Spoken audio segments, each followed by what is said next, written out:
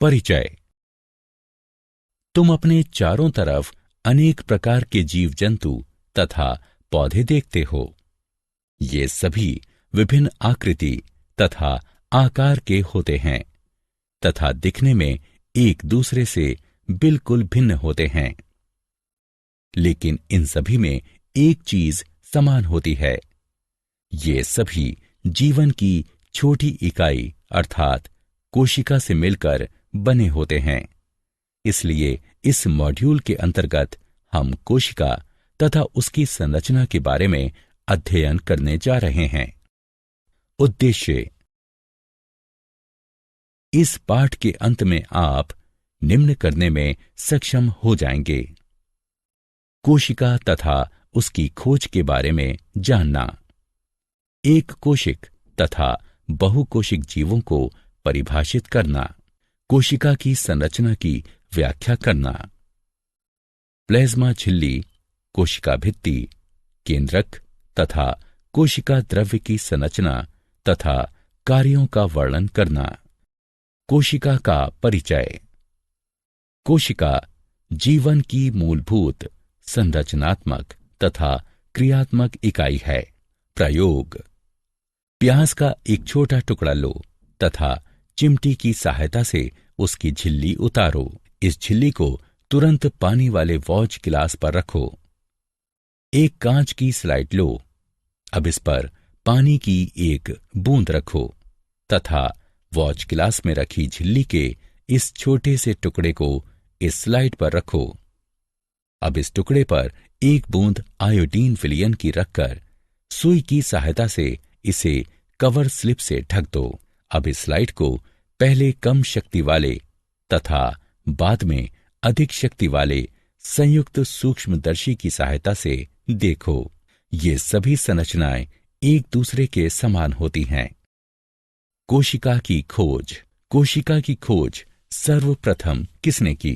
कोशिका की खोज सर्वप्रथम रॉबर्ट हुक ने सन 1665 में की थी। उन्होंने प्राथमिक सूक्ष्मदर्शी की सहायता से कॉर्क की पतली काट का परीक्षण किया तथा पाया कि इनमें अनेक छोटे छोटे प्रकोष्ठ हैं, जिसकी संरचना मधुमक्खी के छत्ते जैसी प्रतीत होती है।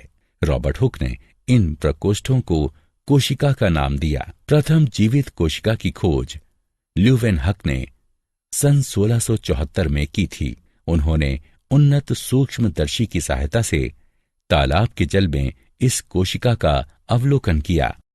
उल्लेखनीय वैज्ञानिक रॉबर्ट ब्राउन। सन 1831 में उन्होंने कोशिका के भीतर केंद्रक की खोज की थी। J.E. प्रोकंज। सन 1839 में उन्होंने कोशिका के तरल पदार्थ को प्रोटोप्लाज्म नाम दिया। स्लीडन तथा स्वान। सन 1838 तथा सन 1839 में इन दोनों ने कोशिका सिद्धांत को प्रतिपादित किया। इस सिद्धांत के अनुसार सभी पौधे तथा जंतु कोशिकाओं से मिलकर बने हैं तथा कोशिका जीवन की मूलभूत इकाई है। विर्चो। सन 1855 में इन्होंने कोशिका सिद्धांत को आगे बढ़ाया। उन्होंने बताया कि सभी कोशिकाएं पूर्ववर्ती कोशिकाओं से मिलकर बनी होती हैं। जीवों के प्रकार। जीव दो प्रकार के होते हैं: एक कोशिक जीव तथा बहुकोशिक जीव। एक कोशिक जीव में एक कोशिका से पूरे शरीर का निर्माण होता है। उदाहरण: अमीबा, क्लेमिडोमोनास, पैरामीशियम तथा बैक्टीरिया। बहुकोशिक जीवों में अनेक कोशिकाएं समाहित होकर विभिन्न कार्यों को संपन्न करने हेतु विभिन्न अंगों का निर्माण करती हैं। उदाहरण: कुछ फंजाई यानी कवक, पौधे तथा जंतु। प्रत्येक जीवित कोशिका में कुछ मूलभूत कार्य करने की क्षमता होती है, जो सभी सजीवों का गुण है।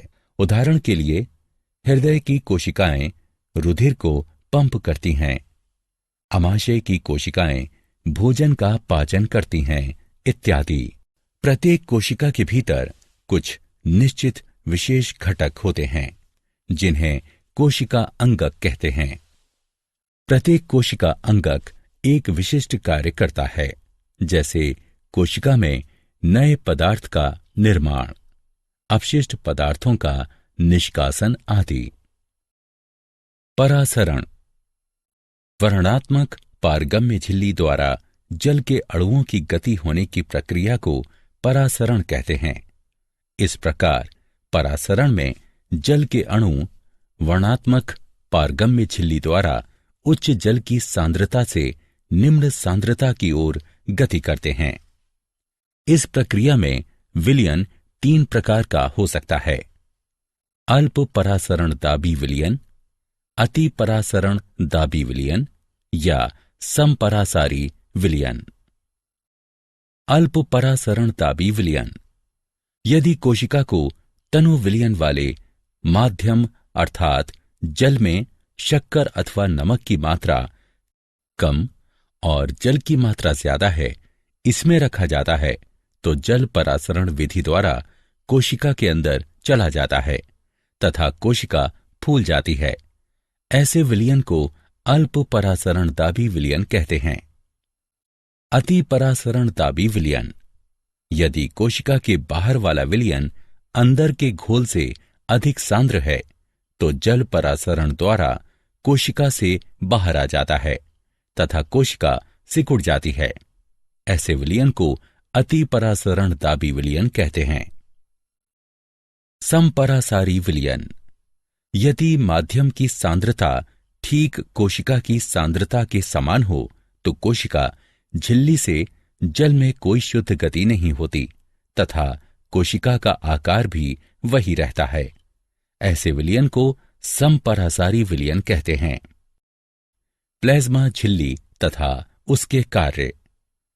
प्लाज्मा झिल्ली के कार्य: परासरण द्वारा एक कोशिक स्वच्छ जलीय जीव तथा अनेक पौधों की कोशिकाएं जल ग्रहण करते हैं।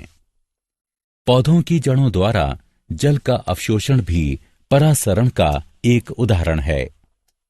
इस प्रकार विसरण कोशिका के जीवन में जल तथा गैसों के आदान प्रदान की प्रक्रिया में महत्वपूर्ण भूमिका निभाता है।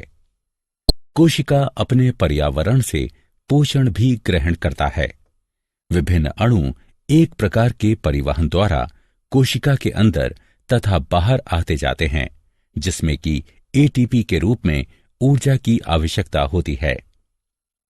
प्लाज्मा झिल्ली लचीली होती है तथा कार्बनिक अणुओं जैसे लिपिड तथा प्रोटीन की बनी होती है। कोशिका झिल्ली का लचीलापन एक कोशिक जीवों में कोशिका के बाह्य पर्यावरण से अपना भोजन तथा अन्य पदार्थ ग्रहण करने में सहायता करता है। ऐसी प्रक्रिया को एंडोसाइटोसिस कहते हैं। अमीबा अपना भोजन इसी प्रक्रिया द्वारा प्राप्त करता है। मूल्यांकन। आइए आगे बढ़ने से पहले देखते हैं कि आपने क्या सीखा। सही विकल्प को उठाकर उचित स्थान पर रखें। कोशिका भित्ति तथा उसके कार्य। कोशिका भित्ति। पादप कोशिकाओं में एक और उभरी हुई बाह्य परत कोशिका भित्ति पाई जाती है, जो कि प्लाज्मा झिल्ली के बाहर स्थित होती है। पादप कोशिका भित्ति मुख्य रूप से सेल्यूलोज की बनी होती है। सेल्यूलोज एक बहुत जटिल पदार्थ है और यह पौधों को संरचनात्मक दृढ़ता प्रदान करता है। जब किसी पादप कोशिका में परासरण द्वारा पानी की हानि होती है, तो कोशिका झिल्ली सहित आंतरिक पदार्थ संकुचित हो जाते हैं। इस घटना को जीव द्रव्य संकुचन कहते हैं। कोशिका भित्ति के कार्य। कोशिका भित्ति कोशिका को उभार तथा मजबूती प्रदान करती है तथा पौधे, कवक तथा बैक्टीरिया की कोशिकाओं को अपेक्षाकृत कम तनु विलयन यानी अल्प परासरण दाबी विलयन में उसके विरुद्ध दबाव बनाकर बिना फटे बनाए रखती है। केंद्रक तथा उसके कार्य। केंद्रक।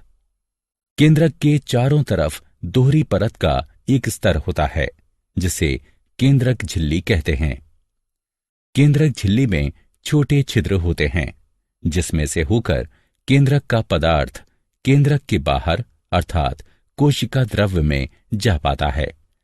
केंद्रक में गुणसूत्र यानी क्रोमोसोम पाए जाते हैं, जो कि कोशिका विभाजन के समय छड़नुमा दिखाई पड़ते हैं। गुणसूत्र यानी क्रोमोसोम में आनुवांशिक गुण होते हैं, जो डीएनए यानी डीऑक्सी राइबो न्यूक्लिक अम्ल के रूप में माता पिता से उनके संतति में जाते हैं।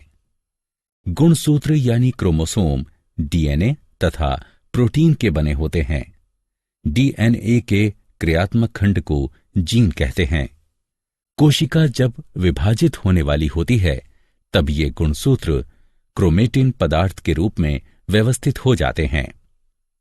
कुछ जीवों जैसे बैक्टीरिया में कोशिका का केंद्रीय क्षेत्र बहुत कम स्पष्ट होता है, क्योंकि इसमें केंद्रक झिल्ली नहीं होती है। ऐसे जीवों को प्रोकैरियोट कहते हैं। जिन जीवों की कोशिकाओं में केंद्रक झिल्ली होती है, उन्हें यूकैरियोट कहते हैं। केंद्रक के कार्य। केंद्रक कोशिकीय जनन में महत्वपूर्ण भूमिका निभाता है, जिसके अंतर्गत एक अकेली कोशिका विभाजित होकर दो नई कोशिकाओं का निर्माण करती है। यह कोशिकीय क्रियाकलापों को भी नियंत्रित करता है। कोशिका द्रव्य तथा उसके कार्य। कोशिका द्रव्य। कोशिका द्रव्य प्लाज्मा झिल्ली के अंदर पाया जाने वाला तरल द्रव्य है। इसके अंदर अनेक विशेषीकृत कोशिका अंगक पाए जाते हैं। कोशिका के अंदर प्रत्येक कोशिका अंगक अपना विशेष कार्य संपन्न करता है। कोशिका द्रव्य के कार्य। कोशिका द्रव्य में सभी कोशिका अंगक पड़े होते हैं। मूल्यांकन। आइए आगे बढ़ने से पहले देखते हैं कि तुमने कितना सीखा। कॉलम अ का कॉलम बा से मिलान करें।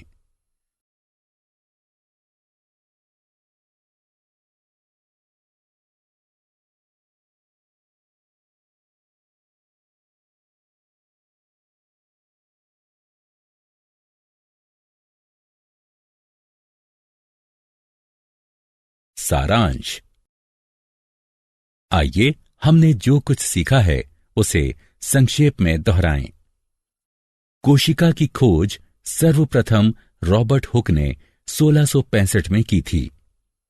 एकल अथवा अनेक कोशिकाओं की उपस्थिति के आधार पर जीव दो प्रकार के होते हैं, एक कोशिक जीव तथा बहुकोशिक जीव।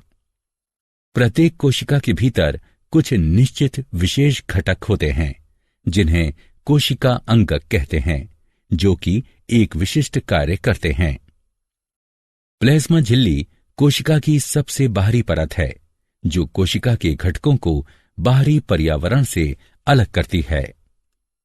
प्लाज्मा झिल्ली वर्णात्मक पारगम्य झिल्ली की भांति भी व्यवहार करती है, क्योंकि यह कुछ पदार्थों को अंदर तथा बाहर आने जाने देती है, जबकि अन्य पदार्थों की गति को रोकती है। वर्णात्मक पारगम्य झिल्ली द्वारा उच्च सांद्रता से निम्न सांद्रता की ओर जल की गति होने को विसरण कहते हैं। पादप कोशिकाओं में एक और उभरी हुई बाह्य परत कोशिका भित्ति पाई जाती है, जो कि प्लाज्मा झिल्ली के बाहर स्थित होती है। पादप कोशिका भित्ति मुख्य रूप से सेल्यूलोज की बनी होती है, जो कि कोशिका को मजबूती प्रदान करती है। केंद्रक एक गोल या अंडाकार बिंदु सदृश संरचना है, जो कि प्रत्येक कोशिका के केंद्र के आसपास पाया जाता है। यह कोशिकीय जनन में महत्वपूर्ण भूमिका निभाता है तथा कोशिकीय क्रियाकलापों को भी नियंत्रित करता है। कोशिका द्रव्य प्लाज्मा झिल्ली के अंदर पाया जाने वाला एक तरल द्रव्य है। इसके अंदर अनेक विशेषीकृत कोशिका अंगक पाए जाते हैं।